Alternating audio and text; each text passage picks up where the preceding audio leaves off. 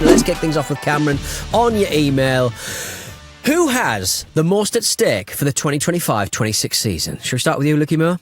Yeah, I mean, it's a great question. And I think, without being too cheesy and being too, praising of the dear leader, I think one of the great things about the Premier League is that you can ordinarily think of a reason why every team in the Premier League has a lot at stake, right? I mean, I won't bore everyone to death by going through all of them because that would also steal Jim's answer. But if you just take them, I'll just do the first few in the alphabetical order, right?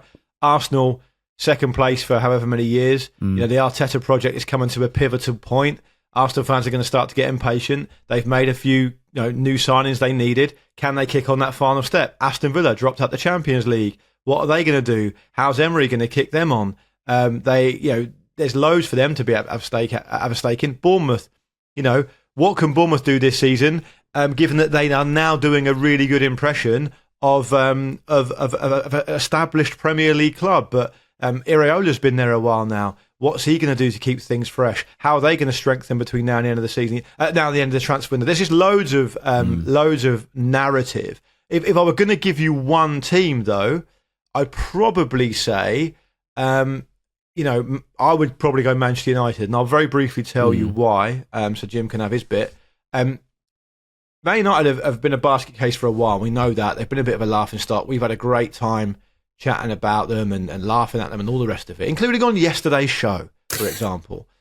But I think it's getting to a point now where it's pretty serious for them financially and for reasons of status and ability to attract players, etc., if they go far too much longer without, for example, being a Champions League club. They chucked all their eggs in that Europa League basket last season because they really had to, and they ended up losing the final to Spurs, and now they won't be playing Champions League football next year, and they won't be playing any European football next year, which for a club of that size is kind of mortally bad. It can't continue like that. So for them, I think this is a really, really key, pivotal season. There's quite a lot of other reasons why you can chuck a load of other teams in the mix as well. But I'll leave it there and just say, for me, on balance, it's probably Man United. Yeah, I would sort of... My thoughts on that are that I think they do have an advantage in not having European football, if you want to look at it that way. Ruben Amorim has talked about wanting a smaller squad so that they can just really sort of attack the games that they do have. I think there's a sense they need to get kind of at least the Europa League. I think even the Conference League would be frustrating and considered to have fallen short. But there's a lot to aim at within that, So I think actually if they fall short of that, then that's disastrous. And I think that would possibly put pressure on the Amorim. There is a massive, massive kind of caveat about this conversation, I think, as well, which is obviously Man City's charges. So if the lot of investment funds are very in a terribly worrying state with Newcastle United. That doesn't seem to be going in the way that they wanted it to be because of the amount of money they're not allowed to spend, and also Man City. There's just a lot of investment funds worrying, Jim, aren't they? Yeah, I think broadly speaking they'll probably be okay in the long run. But the Independent have reported that those within the club at City think the case could go on until at least October before there's an outcome. So it's very, very possible. Absolutely wild. Yeah, it is mad that it's taken this long, but it sounds like there is a possibility that we will get some sort of result on that this season. So if that goes badly for Man City, then, I mean, it's hard to say exactly how severe these punishments will be, what they will mean, if they'll be meaningful at all, if they'll happen at all. We really don't know. So I think that just has to be taken into account. I do think at the same time, though, if Man City don't really challenge this season, it's the end of an era, clearly. I think we're all looking at Pep Guardiola. He's got 2 years left on his contract. He's saying he'll leave at the end of it, as he has many times, but it does feel like it's actually winding down now. They have to plan for a new era without it. I think if the charges don't stick, is there that much at stake? Probably very, very short term. Other than that, maybe it's okay. I think it probably is Man United. Now, I mean, I think it's easy to look at Arsenal and Arteta in particular and think if they don't win anything this season, then you probably think already that the era under Arteta is defined really by falling short. But they're in rude health. There's a good squad with a good age profile where a lot of those players are tied to good contracts. So, I mean, it's, as disasters go, they've had worse recently. So I think it probably still is Man United. And I think that is just, unfortunately for them, the burden of the status they have is just massive, isn't it? Yeah, I would. Yeah, I think so. And I think Man United just sucks so much of the gravity in. They're the Jupiter of the Premier League for that in that kind of area, really. A couple more in the mix up though, because otherwise we just talk about Man United all the time. Obviously, the promoted sides can't speak for themselves. Mm-hmm. You've got Spurs under Thomas Frank. Spurs in that endless kind of 18-month managerial cycle. Is Thomas Frank going to be different? Thomas Frank's reputation rests on him being at a club for quite a long time and delivering success by their own standard. Essentially making Brentford a top flight club established when they have really no history of being so. So if he can do bits and pieces for Spurs, it's massive for them. Obviously, they go into the Champions League again as well for the first time in a wee while. Chelsea project remains interesting, doesn't it? Mm-hmm. I would say that Maresca's outperformed expectation last season, but they've got the spectre of financial issues probably hanging over them as well. I mean, Pete, your very own Newcastle United, going into the Champions League again, struggling to strengthen their squad, absolutely pivotal month for them. And there's just always so many narratives at play in a Premier League season. Crystal Palace going into European football for the first time ever. There's so much going on that it's pretty interesting. Fulham, properly rolling out the Riverside stand. That's a huge talking point for us and will be when Marcus comes back on Friday. So, there's loads to get stuck into, guys. And if you're new to the Ramble, and this is the very first episode you've ever listened to, this Mailbag episode, stick around because we will deliver quite ill-informed, regularly unfunny takes about all these different stories. Very emotional takes as well. Yeah. Worth noting, if you are a supporter of one of the 3 promoted clubs, we will just lump you all together. So you will get a mention, but you've already got yourselves to blame blob there because the league will lump you all together because that's how it's been. That's another point though, isn't it? Luke, you touched on it, but genuinely, sort of bigger picture, if it looks like the 3 promoted clubs are essentially going to be kind of whipping boys again, that becomes an undeniable trend at this point, doesn't it? And that becomes kind of seriously worrying. Yeah, there was a really interesting debate on our Discord, which is available for our Patreon members, about the promoted clubs thing, because we've talked about it quite a lot over the last season or so, and there's a couple of members on there who were saying, look, do you know what? I don't actually think it is like that. I think it's just we've had a really tough couple of years. It's been a bit coincidental because of various reasons. Worth going and checking it out. If you're not a Patreon subscriber, sign up and go and have a look, because that was a really interesting discussion which taught me a lot. But I think really, if it happens again this season, you have to start asking serious questions. I've argued that we're at the start of a trend. Could be wrong, been wrong before. But what's also super interesting about that is that if Leeds, Burnley or Sunderland manage to stay up, and our colleague David Cartledge thinks Sunderland will stay up, and they've of course made some quite impressive signings, spent a lot of money, brings into the mix who's going to go down. And so that then automatically inserts a really important narrative for whichever team gets kind of drawn into it. So it's hard to say at the start, this point of the summer, what's going to happen, of course. But there's loads of reasons why loads of clubs have a lot at stake this season, and I'm excited for it. And also you sort of think that where is the spectre of relegation for a lot of these sides like West Ham, like Spurs, like Man United last season? How do you sort of measure Graham Potter's efficiency, who's going to have a massive season this season? Because I think we've said on the show before, this is the season where we figure out whether he's actually a football manager in the Premier League, at Premier League level or not. Where's the peril there if there are no football teams going down and it's just the same old faces kind of coming up and going down, coming up and going down? On that Potter thing, yeah, that's a fair point. That's a harsh assessment, though, Pete, because obviously he did do a really good job at Brighton, was tempted by the Chelsea coin, and it didn't work out for whatever reason, and now he's trying to rebuild, right? I don't think was the luster starting to go a little bit? Yeah, I think it was, but I think it kind of almost goes back to that thing that comes up every so often, and most recently came out with Aaron Ramsdale as a player.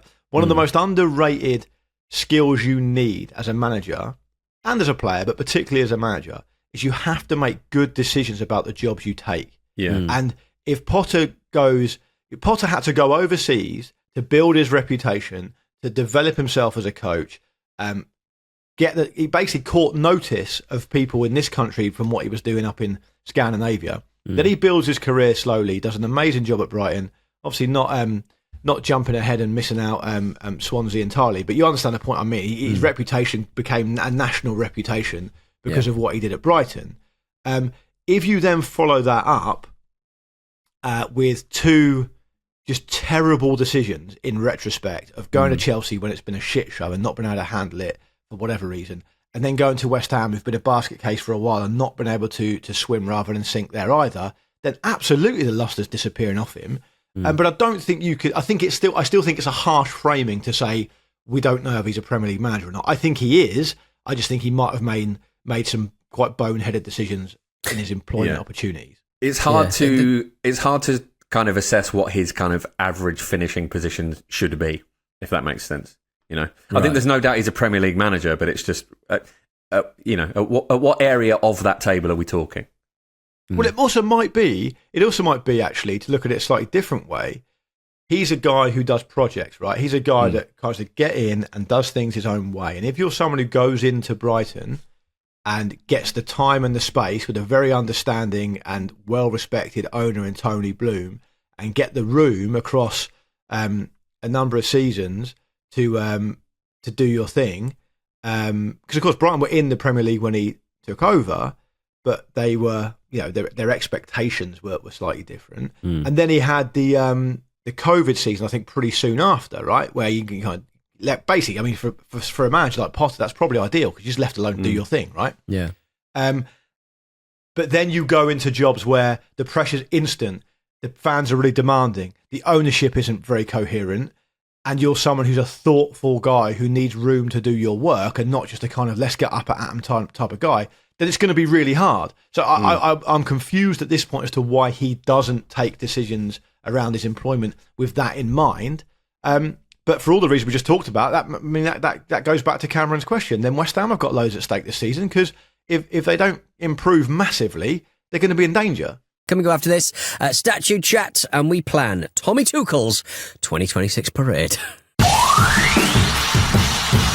John Bells on X asked, if they were building just one statue, would Spurs build the statue of Heung-min's son or Harry Kane? Ignoring the fact, of course, that there are no statues of Billy Nicholson, Keith Birkinshaw or Ange Postecoglou for the purposes of the question. Heung-min's son or Harry Kane? Lukey, what are you pouring your big old barrel of bronze into?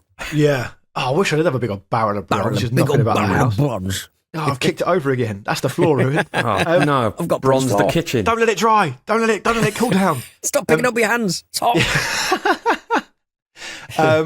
This is a really, really good question, a really tough question, because I think if we were in a situation where Spurs didn't win the Europa League with Son as captain a couple of months ago, it would be an open and shut Harry Kane, right?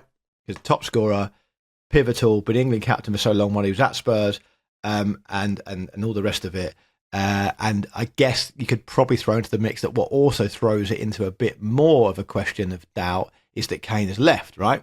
Yeah. A lot of the time, it's not just that players make a big contribution at a club and get a statue. They are one club men, for example. I'm not saying that's always the case, but it can be. Bill Nicholson and Keith Birkinshaw have obviously done amazing things. So Nicholson, everyone knows, double winners for Spurs, and Birkinshaw, for those who don't know, delivered back-to-back FA Cups for Spurs and helped them, or was the manager when they lifted the UEFA Cup in 1984. So that's what he's done. But put that to one side. Postecoglou lifting the Europa League, put that to one side. The question is about Heung-min Son and Harry Kane. I think I would probably still say Harry Kane. I think when we talked about Son yesterday on the show, we talked about how Son would have got even more plaudits as a Spurs player had Harry Kane not been around at the same time. And I think that implies that Kane is a bigger figure at Spurs, despite Son lifting the Europa League for Spurs. So I think I would just about go Harry Kane. I'm really interested to hear from Spurs fans about this. Maybe just follow up with a few comments and let us know what you think. But for me, Jim, it's probably just about Harry Kane still. I would agree with Kane, and that is for the reasons that he obviously came through their academy, which is a massive thing, and it's a thing to be proud of. Should have said that myself. It's a thing to celebrate as well. And not only has he come through their academy, He's gone on to be England's all-time top scorer, an absolute icon in the game. Like, those are massive, massive things that any club should be proud of if they produce a player who actually has a legacy outside of the club while playing for them. So I think Son would be really nice, wouldn't it? And it'd be lovely for him to be commemorated in that way. But I think it might raise a few eyebrows if it were to happen. If Kane were given a statue, I think most people would go, yeah, fair enough, that makes sense. And obviously we know there is a Harry Kane statue knocking about somewhere. Maybe they could just use that one, the one that went missing in East London for a bit. When he inevitably retires from England duty, to give it to Spurs. I think, Pete, you also hit on something yesterday when you dished out, I can't exactly remember what they were, but you dished out a stat or two about Kane and Son's ability to play together and how kind of symbiotic they were. So maybe there's something in that as well. Maybe you've got the fact that Son lifted the Europa League, Kane's had all those achievements and come through the academy. Maybe it's a double-edged statue. We don't have enough bronze. We can do chest upwards.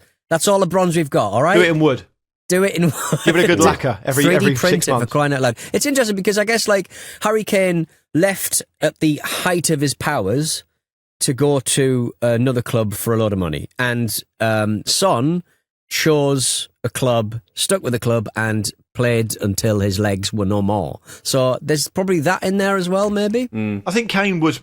I know that Kane's knocked everyone over in Germany, and that's what happens when you're of that quality. But I still do think there were signs that Kane was slowing down a little bit. Right. I mean, I don't think I wouldn't say peak of his power. I mean, Jim, you might disagree. You might agree with Pete.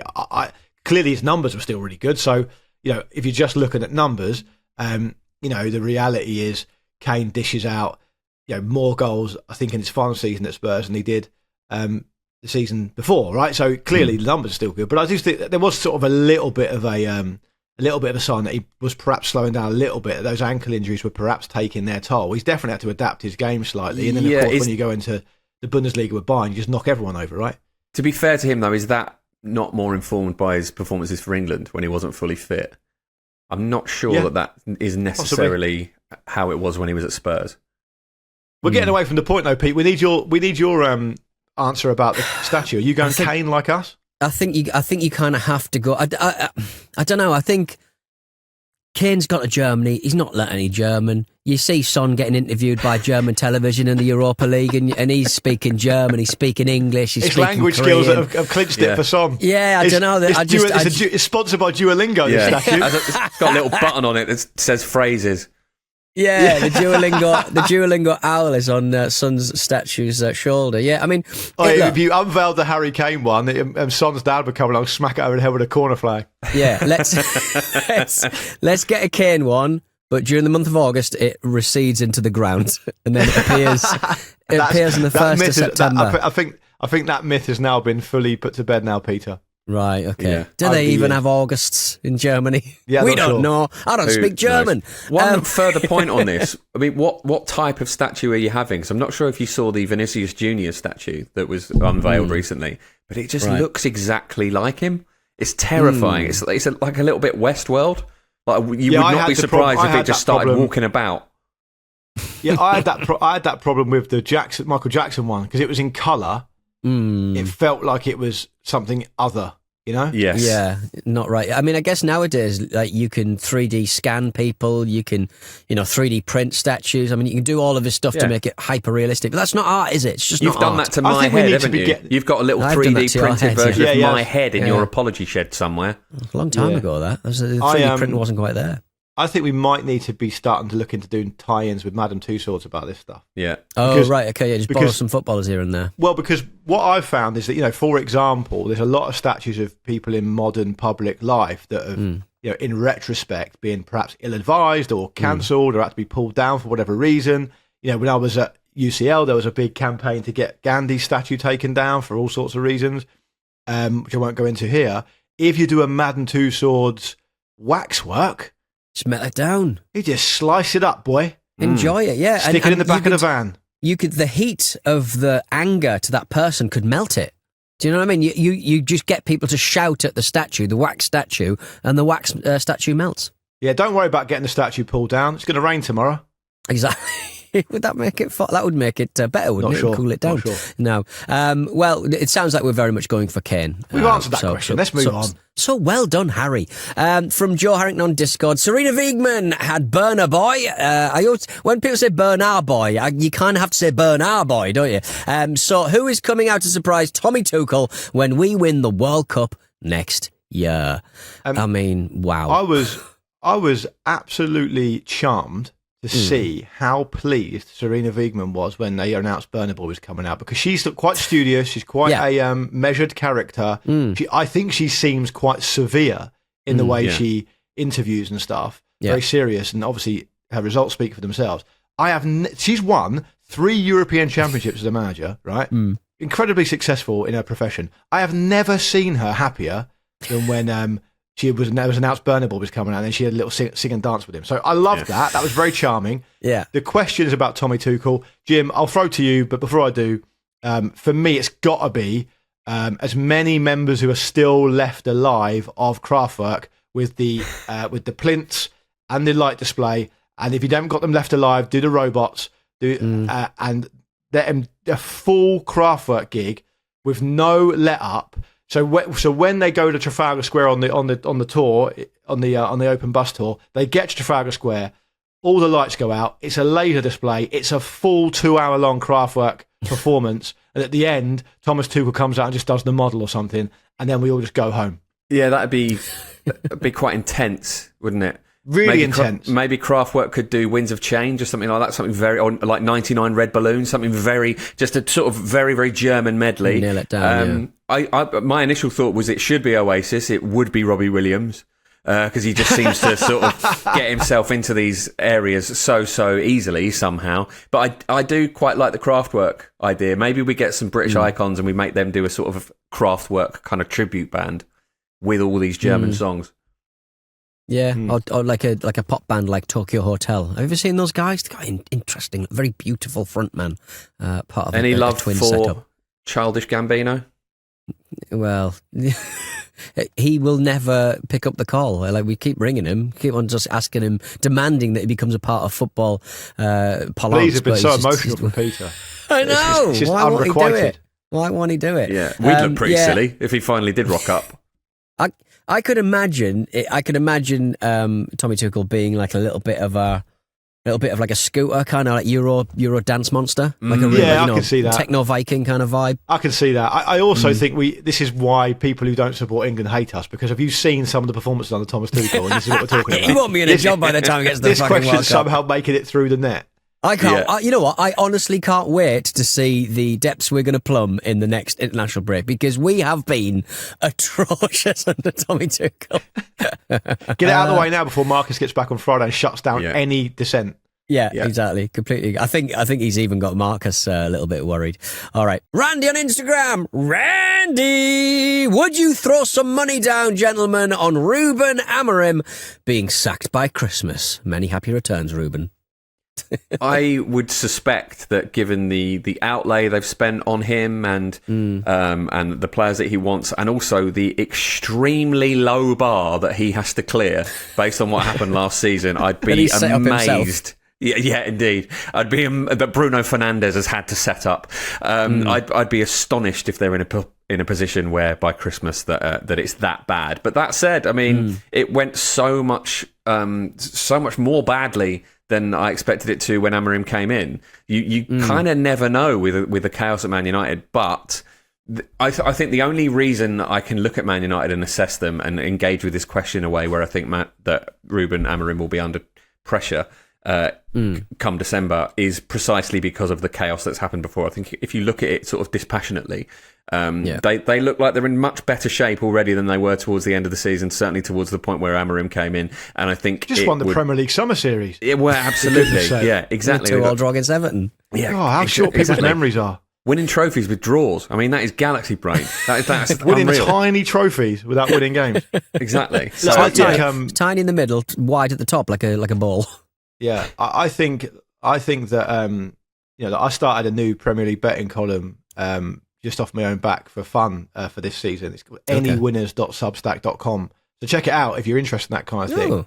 I won't be putting up Ruben Amorim to be the first? Because it's very difficult to bet on something. To take the actual question as it's written, would you throw some money on Ruben Amorim being sacked by Christmas? Very difficult to bet on that kind of thing. But what you can do is bet on, if you're that way inclined, you can bet on the first Premier League manager to leave his job. Right. And that might be something we look at on any winners. But just to give you some perspective, Ruben Amorim is currently 7th favourite to be the first to leave his job, behind Daniel Farke, Keith Andrews, Scott Parker, Reggie Lebris, Nuno and Graham Potter. So the market is clearly thinking that there are loads of better candidates to lose their job before him. And if you think about it, we do tend to see one or two go, what is it normally, guys? Like around the kind of international break around November or something like that. Yeah. That's when it starts to kind of bite, doesn't it? With the odd exception here and there. So look, I think Jim's spot on. I think that's a great assessment. I think, we will see an improvement because we have to this year. The fact is that Jim mentioned earlier, didn't he, that the fact that, that United don't have European football, so there'll be a bit more room to breathe, a little bit more to work on the training ground. And I think that's a key point because last season, Amorim was actually saying here and there, I'm not getting any time to train with these players, right? I've not come in with a pre-season. There's so many games, we can't work on anything. Now, he's not going to have that excuse if it is an excuse this season, but if he is worth what we think he is as a coach, who's achieved great things already as a young man, then I think we will see a much improved United. But even if we don't, I still think he's probably got some gas in the tank.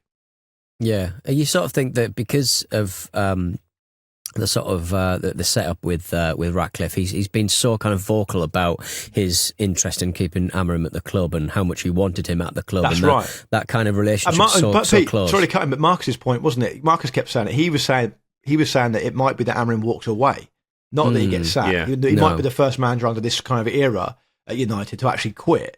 And it seems like he's considered that in the past already as well. Yeah. Well, he's sort of, he's quite unique in the Premier League in that he's a manager who is almost demanding a smaller and smaller squad. And obviously that's helped by the fact they don't have any European football to deal with. But it was a big sort of formation change for Amorim. He wants to play in a certain way. And he admitted it repeatedly throughout the season. He doesn't have time with his side. He's got the time now. He will have the time now. So I don't know. I don't know whether a smaller squad is going to help that, because at the end of the day, as you move further and further back in that side, the more and more rickety that football team seems to get, starting probably with the goalkeeper.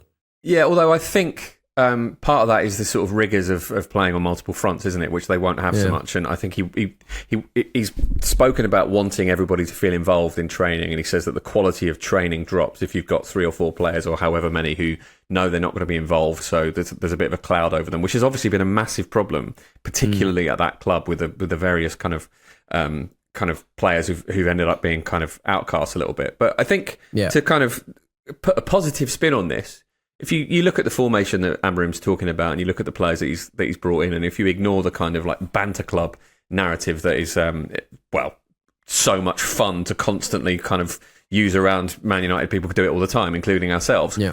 It's actually quite an exciting prospect. That formation, if he can get it working with those kind of wide, high fullbacks and those creative players in the middle, it could be really, really fun to watch. So who knows? I mean, this might seem like a silly question come then. Oh, I found it all very fun to watch anyway, Jim, but I do take the point. Yeah, that's absolutely fine. Any route back, Jim, for Garnacho, Anthony, Sancho? It seems to be he just has a massive personality clash with those players, and he just doesn't want them anywhere near the first team training squad. Well, he said recently, didn't he, that if they don't end up getting a move, there'll be Man United players, and they'll be treated as Man United players. So I think he's kind of laying the pathway for that, should they not be able to get moves. But I think if he, what he really wants is money rather than any of those individuals. So I think there will grudgingly they'll be reintegrated, but I don't think that's what he wants.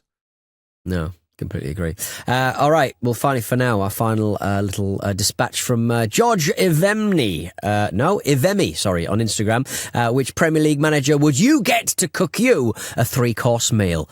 If you had the run of a massive kind of industrial kitchen and you could have one Premier League manager, Luke, in there, who would you want? Unlimited funds, unlimited bits and bobs and ingredients to use. Which Premier League manager would you get to cook you a 3-course meal? I'm catching strays again. Like yesterday, I was about to have several seats at the Oasis gig. Now I've needed an industrial kitchen to feed myself. Where's this coming from? What can't be a normal kitchen? That just says nice and roomy for you. I'm not talking Formica. We want wiped down aluminium, please. Yeah. Cleanliness is important. I still resent it. My answer is no one Dutch, because as I said on the Luke and Pete show a while back, the Dutch cuisine is the worst in the world. So Arnie Slot can get out of here. No way am I getting anything Dutch. And I think it depends what kind of mood you're in. Because if I wanted like a really, accurate, attention to detail, pinpoint, 3-star dinner, I'm probably going to go Pep, possibly even, Amorim. It's all about detail. Yeah. All that kind of stuff. If I wanted just a real hearty feed up, I'd probably go somewhere Italian, like Enzo Maresca maybe. Oh, nice. Lovely. Serve me up a big bowl of pasta, please, Enzo. That'd be lovely.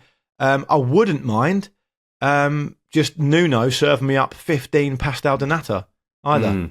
So there's loads of You're options. a big fan of those. Any excuse? Every time we talk about anything Portuguese, it's the pastel de nata. Really, I told you, it's when I first realised I wanted to work with Andy Brassel. Was when I heard about him. Before I'd even met him, someone said, "Oh, Brassel's this, Brassel's that," and I'd consumed his content and I was a fan of his work. Someone told me that when he goes to Portugal for work, which he goes a lot, he always has a little pot of cinnamon in his back pocket for his pastel de nata. And I thought, that man is a serious operator. That is he means business. And I've been in love with him ever since. So I love a pastel de nata and I love Andy Brassel. I just can't ever think that someone like Arsenal's Mikel Arteta would just overcomplicate things. He'd get too bogged down in the details and forget that he's making You'll overcooked your patatas bravas again, Mikel. Exactly, yeah. I do wonder if actually all of those kind of real obsessive kind of head managers would just be terrible cooks. I remember Jose Mourinho saying he's a disaster in the kitchen. He can't cook to save his life. And I think they're so focused on football, they'd all be rubbish. So I think you might have to go kind of a bit further down the table. I think Marco Silva looks like he'd be a very good suave chef, very comfortable in a kitchen, would knock you something up very, very, very quickly and easily, tidily. It'd be a very charming evening. I'd love to spend that long with Daniel Farke. I just think that would be an adorable evening. And, maybe knock me up a currywurst. You can't go wrong with a currywurst. But I do think probably the guy is Vitor Pereira, because I think he would do a great line in post-pub food. It'd be something hearty. really, really rich. You need to soak up the pints because you've soaked up the points. There's something they have in Portugal called a francesinha, which was, funnily enough, recommended to me by Andy Brassel before I went to Porto. Which is it's like a sandwich with kind of layers of meat in it, and there's a kind of spicy tomato beer sauce all over it, cheese all over it. You have it with fries. It is like it's your day's calories in a meal. It is sensational, and it is like it's not a sandwich with like fancy bread on it. It's just two slices of pretty like standard supermarket white bread, but it just creates this monster. Yeah, Jim, did you say like a generic meat there? Because most Portuguese dishes have veal in it. It's always veal. Yeah. Always hiding some veal in there. No, I've eaten veal again. It's very difficult to find any food in Portugal that isn't like this kind of hearty fare. I don't understand how they all look so amazing. I know, right? It's all that legal cocaine. Ruben Amorim, I think he's the way that he sort of prowls the touchline. He's always on his knees. He looks like he could be looking into an oven 24/7. He's always keeping an eye on things. I think he'd be pretty good at keeping an eye on the fairy cakes. Yeah, someone's got not going to burn anything. Photoshop him in on his knees looking at the oven and Bake Off, surely. Yeah, exactly. There's an egg We've answered there. that. We've answered that. Let's get out of here. This has been the Mailbag. Thank you very much for listening to the Football Ramble Mailbag, part of the Aircash Creator Network. We're going to be back tomorrow for more of this. Please do send us your responses, opinions and questions for next week's Mailbag, and subscribe on YouTube or wherever you get your podcasts. We'll see you soon.